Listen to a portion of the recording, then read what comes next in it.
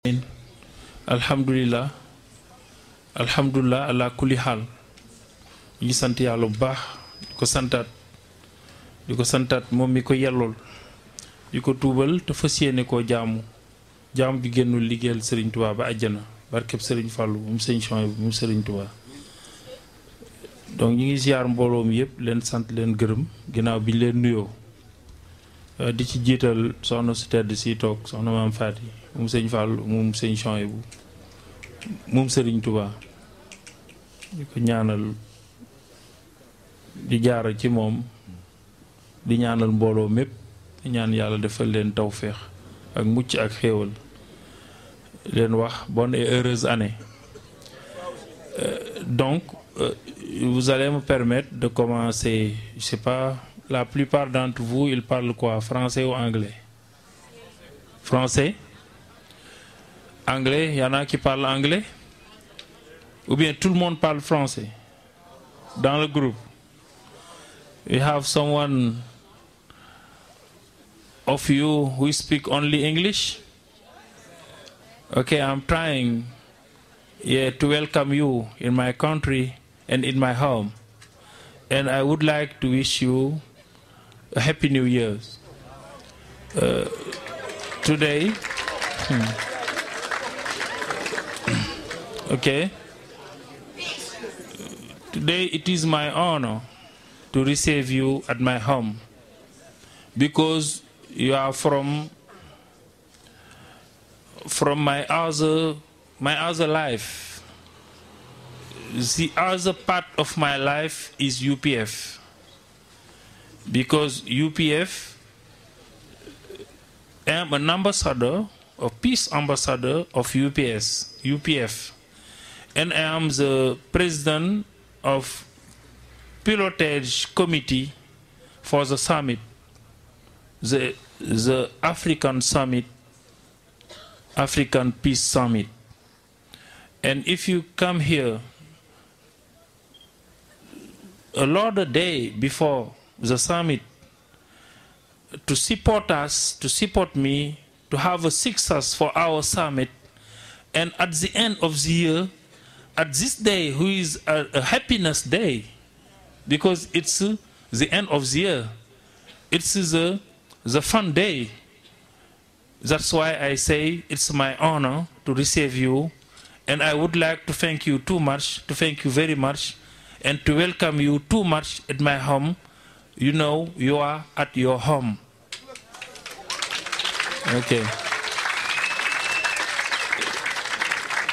Donc, comme vous le savez, moi je suis très honoré de vous recevoir parce que j'ai dit l'autre de moi c'est FPU. Je suis un ambassadeur de la FPU, un ambassadeur de la paix, en même temps président du comité de pilotage du sommet mondial pour la paix. Et si vous venez de plusieurs pays, des jours avant, beaucoup de jours avant, coïncident à un grand jour, c'est-à-dire le 31 décembre, le dernier jour de l'année, un jour de fête, un jour de sourire, de gaieté, un jour d'espoir, parce que les gens pensent que cette année sera meilleure que l'année passée. Et je ne peux que m'en honorer et m'en féliciter et vous souhaiter la bienvenue chez moi, vous souhaiter la bienvenue chez vous, parce que vous êtes chez vous. Aujourd'hui, c'est une grande chance pour nous tous, mais peut-être que vous ne le savez pas, vous le saurez plus tard, mais c'est une grande chance pour vous aussi d'assister à cette grande cérémonie spirituelle. Parce que Cheikh Ahmadou Bamba, je ne sais pas si vous le connaissez, certains d'entre vous le connaissent, sa photo est là, il faut leur montrer la photo. Cheikh Ahmadou Bamba, il est là derrière. C'est notre guide. Et lui, c'est en 1895, 1895. It's the first time he met the Prophet Muhammad sallallahu alayhi wa sallam. Muhammad Prophet is the Prophet of Islam. You know, Islam l'islam est une religion de paix. Ce qu'on voit dans le monde comme ça, les terroristes, les gens qui tuent, les gens qui font du mal, c'est pas l'islam. C'est pas ce que l'islam a dit. Prenez le Coran, lisez-le. Si vous voyez une partie, un seul mot dans le Coran où on demande qu'on tue, vous le verrez jamais. L'islam, le socle, la base même de l'islam, c'est la paix.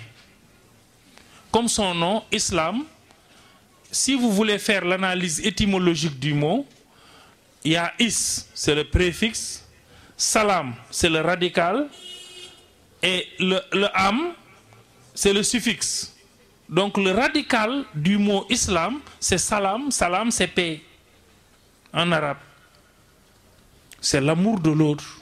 Et le prophète Mohammed sallallahu alayhi wa sallam, Dieu lui a dit dans le Coran que la seule raison pour laquelle je t'ai amené sur terre, pour laquelle je t'ai envoyé auprès des peuples, c'est pour leur apporter l'amour et la paix. C'est ce qu'il lui a dit. Et le prophète n'a jamais parlé d'autre chose que la paix. Et d'ailleurs, ça c'est le message de tous les prophètes. Parce qu'avant Mohammed, il y avait Jésus. Avant Jésus, il y avait Moïse. Avant Moïse, il y avait Abraham. Avant Abraham, il y avait Noé. Tous ces prophètes-là sont descendus sur terre pour apporter la paix, la parole et le message de Dieu. Et ce qu'il faut savoir, c'est que Dieu a envoyé sur terre 124 000 prophètes. 124,000 prophets was sent on this earth by God. Ils ont été envoyés sur cette terre par Dieu, 124 000 prophètes, et chaque prophète avait sa mission. Et Dieu a trié, il diminue, il diminue, il diminue, jusqu'à ce qu'il reste 5 prophètes. Noé, Abraham, Moïse, Jésus, Mohammed, qui est le dernier. À tous ces 5 prophètes, il leur a dit, apportez la paix, la concorde, le salut éternel à mes créatures, aux gens que j'ai créés, et parmi lesquels je préfère l'être humain. Dieu a dit que tout ce que j'ai créé, je préfère l'être humain, l'homme. Il a dit que l'homme est mon représentant sur terre. Donc l'homme est le représentant de Dieu sur terre. C'est ce que Dieu a dit. Imaginez-vous, moi je suis ambassadeur de la FPU, donc je suis représentant de la FPU. Tout le monde m'appelle Excellence. Quand on me voit, on m'honore. Mais pourtant, il y a un ambassadeur beaucoup plus important. C'est l'homme, c'est l'être humain, parce qu'il est l'ambassadeur de Dieu. Pourquoi on ne respecte pas cet homme-là? Pourquoi on ne se respecte pas? Pourquoi la guerre? Pourquoi on tue? Pourquoi on fait du mal? Pourquoi on calomnie? Pourquoi on fait des pièges contre la personne qui est la personne préférée de Dieu? Eh bien, les prophètes sont venus. Ils ont prôné et porté la parole de Dieu. Certains ont cru, d'autres n'ont pas cru. Ceux qui ont cru ont la chance. Parce qu'effectivement, la parole qu'ils ont portée, c'est celle de Dieu. Et chaque prophète est venu presque avec son livre. Il y a la Torah, il y a la Bible, mais il y a le Coran. La Torah, c'est pour les Juifs, la Bible, c'est pour les chrétiens, le Coran, c'est pour les musulmans. Ils disent tous la même chose. La paix, un seul Dieu, une seule famille. Ils disent tous la même chose. Mais dans le Coran, comme dans la Bible, Dieu a promis le paradis aux bienfaisants. Il a dit que tous ceux qui font du bien, ils iront au paradis. Mais il a dit que tous ceux qui font du mal, ils iront à l'enfer. Et Jésus-Christ, quand il est parti, on est resté longtemps, pendant des années, sans Messie, sans un porteur de la parole de Dieu. Parce que le prophète Mohammed, il est né 571 années après Jésus-Christ. Et c'est 40 ans après sa naissance qu'il a eu la révélation qui lui a demandé de dire à toute l'humanité qu'il perpétue la mission de ses prédécesseurs et qu'il va terminer cette mission. Mais quand il est parti, des années, presque 1000 ans après, notre guide qui est là-bas, Cheikh Ahmadou Bamba, il est né en 1853, ici au Sénégal. Très tôt, très jeune, il a mémorisé le Coran, il a écrit des livres, à 12 ans. Jusqu'au jour où il a eu la révélation d'aller créer une ville qu'on appelle aujourd'hui Touba. Il a créé cette ville qui était une forêt dense. Il y avait des arbres touffus, il y avait des animaux. C'est là-bas où j'habite moi. Je suis de Touba et de Yoff. Si vous allez à Touba, j'ai ma maison là-bas. J'ai ma femme là-bas et mes enfants là-bas, elle est là assise. Mais cette ville-là, c'est la deuxième ville du Sénégal démographiquement et c'est la deuxième ville du Sénégal économiquement après Dakar, actuellement. Pourtant, on l'a créée, ça fait pas longtemps. On l'a créée en 1895. Dakar a été créé en 1790. Yoff a été créé en 1432. Yoff, là où on est assis. Touba, en 1895. C'est là-bas où, pendant qu'il était, lui, en retraite spirituelle, que le prophète Mohammed lui est apparu. Quelqu'un qui est mort plus de 1000 ans. Comme Jésus a fait avec le Père Moun, quand il avait 15 ans. Lui, le prophète Mohammed est venu lui dire que Dieu t'a élevé au rang de ses messagers. Qu'est-ce qu'il répond au bon Dieu? Écoutez-moi bien. C'est ça la différence. Moi, j'ai bien envie qu'on me mette le tableau de Serigne Touba ici, là, devant moi. That's what I feel like, you know. Yeah. I would like to have his picture in front of me.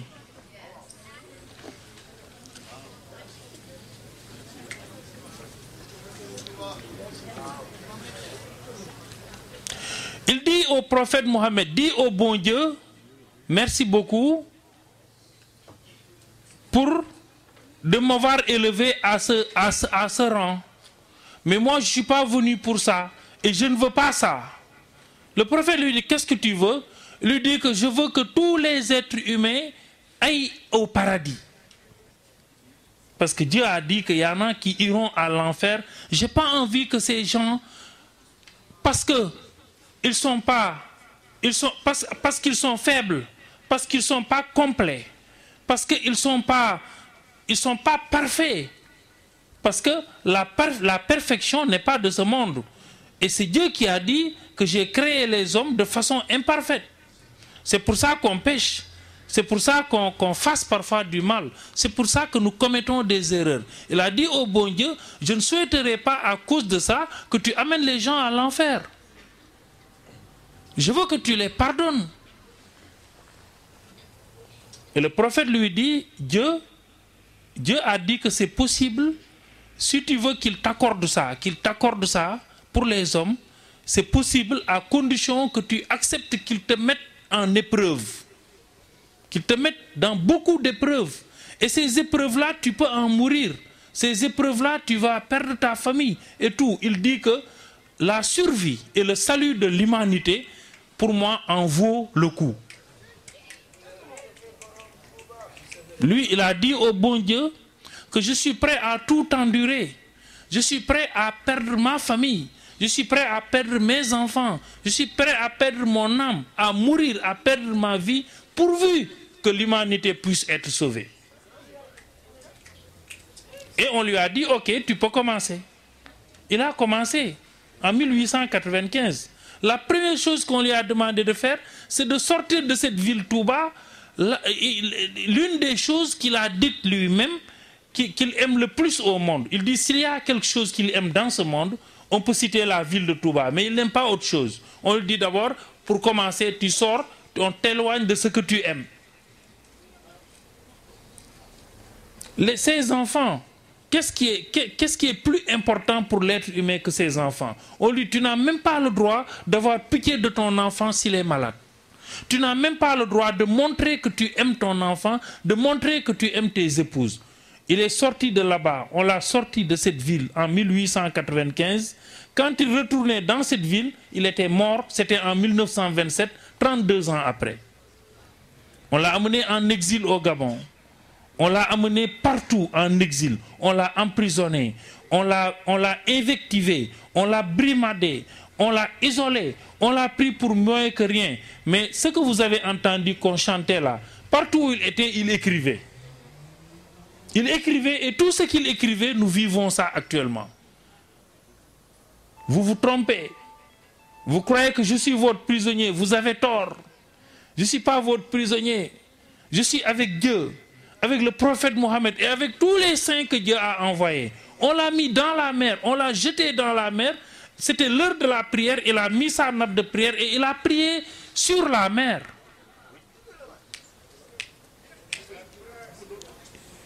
Personne ne l'a fait. Lancer une nappe de prière sur la mer, dans l'eau, en plein milieu de l'océan, tu fais ta prière, tu termines, tu remontes dans ton bateau, personne ne l'a fait. On l'a mis dans des îles isolées où il y avait des êtres maléfiques. Il les a domptés. Ils sont devenus ses disciples. Ils l'ont ramené. Il a fait 7 ans au Gabon. On l'a mis nulle part. On l'a mis à la plage, entre la forêt et la plage. 7 ans, on l'a laissé là-bas. Ils sont venus, ils l'ont trouvé en train de prier. Pour eux, c'est leur prisonnier. Pour lui, c'est les épreuves que Dieu met sur son chemin. Il est rentré, on l'a amené en Mauritanie. 3 ans. Il est rentré, on l'a amené dans une ville au Sénégal qui s'appelle Diourbel. Il a fait 15 ans là-bas. Ça fait 32 ans en résidence surveillée. Après, il est mort, on l'a amené à Touba. Depuis le jour où il est décédé, où il a rejoint Dieu, depuis ce jour, ses bienfaits, ses faveurs, son patrimoine ne fait que s'agrandir. Ne fait que s'agrandir. C'est pour ça que tu vois, quand on chante ces poèmes, les gens, ils se tapent des pilons sur le dos, ils se tapent des sabres, ils se coupent et ils ne coupent pas. Et quand moi, on m'a parlé de UPF et de Père Moon, et qu'on m'a parlé des sacrifices qu'il a fait, parce que lui aussi, c'est Jésus qui lui est apparu, qui lui a dit d'apporter la paix. Au début, les gens ne l'écoutaient pas. Ils l'ont mis en prison, ils l'ont invectivé, ils l'ont maltraité. Et j'ai vu en Corée beaucoup de sites actuellement fabuleux, beaucoup de grands sites fabuleux, où il y a des palais, des trucs énormes. On me dit qu'il venait là-bas, il n'y avait rien, et il prédisait des choses que nous vivons actuellement. Alors j'ai dit, mais celui-là, les sacrifices qu'il a fait pour toute l'humanité, je croyais que, pour moi, il n'y a que Cheikh Ahmadou Bamba qui l'a fait. Donc, même si ce n'est pas exactement la même chose, en tout cas, sur la vision, il y a des similitudes. C'est-à-dire qu'ils veulent sauver l'humanité, c'est ce que je crois. Donc, c'est pour ça que je vous ai tendu la main pour vous dire qu'ensemble, nous allons nous battre pour apporter la paix dans ce monde ou bien pour contribuer à la paix dans ce monde, parce qu'on ne prétend pas apporter cette paix, mais on va contribuer, on va jouer notre rôle. Donc, aujourd'hui, je me réjouis que moi, mes disciples, rencontrent les disciples de Masemoun, parce que je lui ai dit que la seule chose, l'unique chose que toutes les religions partagent, c'est la paix. La paix, toutes les religions partagent, la partagent. Et la seule chose aussi dont l'être humain ne peut pas se passer dans ce monde et dans l'autre, c'est la paix. On ne peut pas se passer de la paix. Donc si vous œuvrez pour la paix, vous me trouvez ici dans mon pays, chef religieux de l'islam qui est la religion de paix, qui doit prôner la paix. Je ne dois pas être en reste. Et votre esprit de volontaire que vous avez, je l'encourage parce que c'est comme mes gens qui sont là. C'est tous des volontaires de Dieu. Ils sont là. C'est ce qui faisait le truc là. On les appelle des baïfals. Tu vois, ça, ils sont engagés. Ils disent qu'ils sont prêts à donner leur vie pour Serigne Touba. Tu vois. C'est ce qui chantait. C'est de grands monsieur, parce que Olivier qui parlait là, c'est un ingénieur en génie civil. C'est de grands monsieur. Des ingénieurs, il y a des ingénieurs, il y a des professeurs, il y a des étudiants, il y a des agrégés, il y a des officiers. Tu vois, actuellement, ils sont presque 140 qui sont déjà là. Donc c'est l'occasion entre vous de faire connaissance, d'échanger. Et puis donc, Olivier, ils sont là, Olivier. Si vous avez besoin d'eux, vous pouvez collaborer avec eux. Voyez-vous. Ils sont là à l'hôtel Sunset, là. Oui, ici, à côté. À la Côte d'Azur, là, je crois. Cité Djilimey. Ils sont là. Certains sont là, d'autres sont à Tivaouane-Peulh, d'autres sont à Mermoz, mais ils sont là. Donc, ils sont à Yoff. Alors, c'est tout ce que je voulais dire à votre propos. La famille, elle est là, tout le monde n'est pas là, mais aujourd'hui, il y en a qui sont là. Parce que nous, c'est comme ça qu'on a choisi de fêter le 31 décembre. Les gens, ils vont en boîte. Ici, ils vont en boîte. Les jeunes, ils prennent de l'alcool. Ils font la fête. Ils pêchent pour des heures. Après, les dégâts commencent. À partir de demain, tu verras les dégâts. Les conséquences des actes qui ont été posés cette nuit par les gens. Vous avez choisi Dieu. De rester là, de salmodier les poèmes qui chantent Dieu, qui chantent le prophète Mohammed. Il y a des poèmes de Serigne Touba où il chante Jésus-Christ. Hein? Il y a des poètes de Serigne Touba où il chante la Vierge Marie. Il n'a laissé aucun prophète. Le Foussi Biza Bihassana, Seydata, ça c'est Jésus-Christ, non? C'est Mariama. Et son fils. Voilà. Donc, en tout cas, soyez les bienvenus. Je crois qu'on va vous... Il fait tard. On va... Mais avant de vous laisser, on veut que vous preniez votre dernier repas. Et puis vous pouvez dormir. Voyez-vous. Et vous m'accordez 5 minutes, je parle en Wolof aux autres. Donc, je vais vous ziar bu baax leen sant fii lépp fi am. Waaw, le cheikh.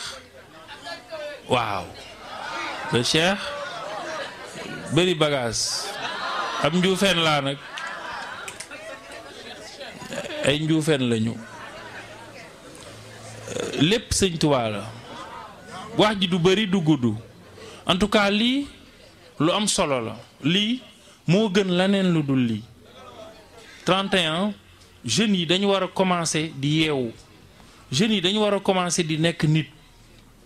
Xam nga parce que actuellement dañu tollu jamono boo xam ne axiru zaman la. Fin du monde lañ nekk. Faut que les gens le sachent. Àddina dafay waaj a tukki. Dañuy toog nag ba mu ni kërëb suñu kaw. Ndax li ñuy gis lépp moom la yàlla wax ci alxuraan ne buñ ko gisee nañ xam ne àddinaa ngi waaj a tukki. Internet bi misal la ci parce que dem nañu ba avec l'internet nous devons croire en Dieu ne serait-ce qu'à cause de l'internet. Quand Dieu disait, quand les prophètes disaient avant que partout où vous êtes Dieu vous voit, les gens n'y croyaient pas. Pour les gens, Dieu n'existe même pas. Les prophètes Noé, Moïse, Jésus, quand ils disaient faites attention parce que Dieu vous voit, vos actions vont vers Dieu. Maintenant, on doit y croire à cause de l'internet. Tu es là avec ton webcam, tu vois quelqu'un qui est aux États-Unis.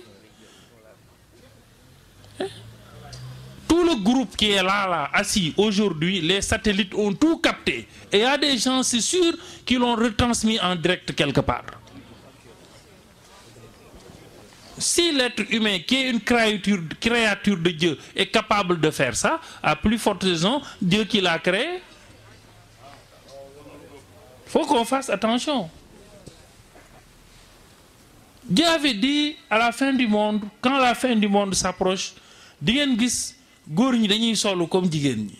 Loolu fi ba léegi ay pain ak ay yu kenn xamul yëfu jigéen la rek. Jigéen ñi dañuy solu comme góor ñi. Li amatu sax léegi différence. Loolu am na. Waxoon na ne buy waaj jot da ngay gis jigéen ñi di topp ci ginnaaw góor ba mu jaral ko dogoo ki mbokkam. Am na. Moo fi ëpp sax léegi. Donc nañ def attention te góorgóorlu te neexal yëfi yàlla xoolal démb barki démb gars yi bi ñu ma nee dañuy def 31 lu ngeen def ñu am ak beñe wala beñe mënuñu cee dëkk nañ jëndi gâteau neexul ah lekk nañ gâteau naan ndoo minéral xam gars yi loolu dong lañuy def ci boîte yi te en mal parce que fa ñu nekk ci boîte yi saxaar sang leen di bëgg a rey tux cigarette mi naan sàngara si mooy yàlla gi caaxaan bi yàq seen alal te duñ ci am ngërëmul yàlla suñu borom te deen xool bu ci karamee nga toog fi tali bi gis gaa yi baale woon jigéen ñi dañuy ŋàbb seen dàll góor ñi màndi sonn nag sonn ñun yëfu yàlla boo ci nekkee plus ngay dem ngay gën a am forme plus ngay dem ngay gën a sawar bu dee contraire bi la lu dul yëfu yàlla mooy booy tàmbali da ngay sawar mais fin ba da ngay découragé ñi nga xam ne démb lañ commencé passer seen pantalon seeni robe pour soirée bi fi ne boo leen gisee découragé nañ ñi nga gis nga xam ne démb ba tey ñi ngi waajal gel bi xale bi tey booy xale bi lii booy xam nga ba ñu dajee xale bi def ko lañ koy def fi ne ña nga jàpp seen bopp booy ba amoon nga préservatif ba amoon nga li non en tout cas wóorul ku ne tiit ndaw si tiit ba dara du ma jot except parce que découragé nañ fii kenn du fi jógee découragé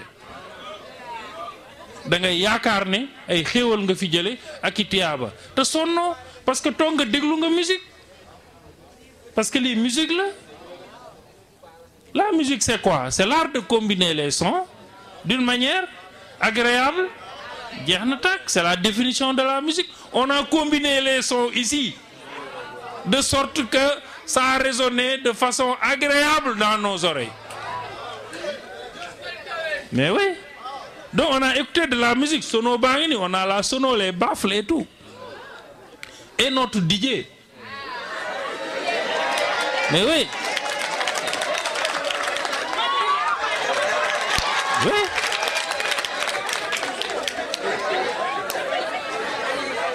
Après ñu teg ci lan toog solo ba rafet tranquillement jigéen ñi toog ne góor ñi teeg ne lekk nañu gâteau lekk nañ beñe naan nañ meew buñ paree lekk ginaar dem tëddi ba pare am ngërëmul yàlla ak yonent bi ak bu sëñ Tuubaa ak bu gaa yi baax yépp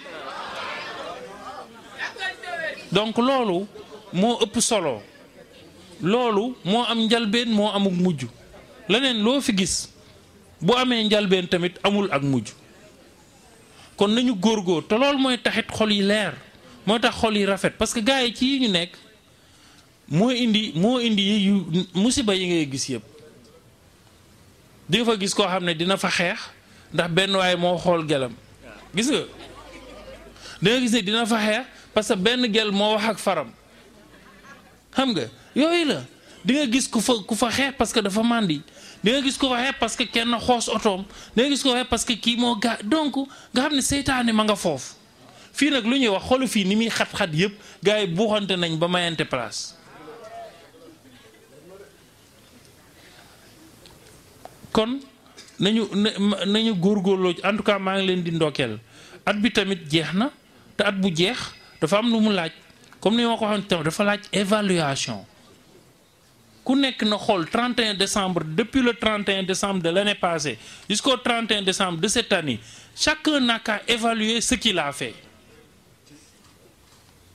Non, moi l'année passée j'ai menti, j'avais mis en mal telle personne, j'avais volé, j'avais péché, et tu regrettes et tu commences cette nouvelle année sous de bons auspices.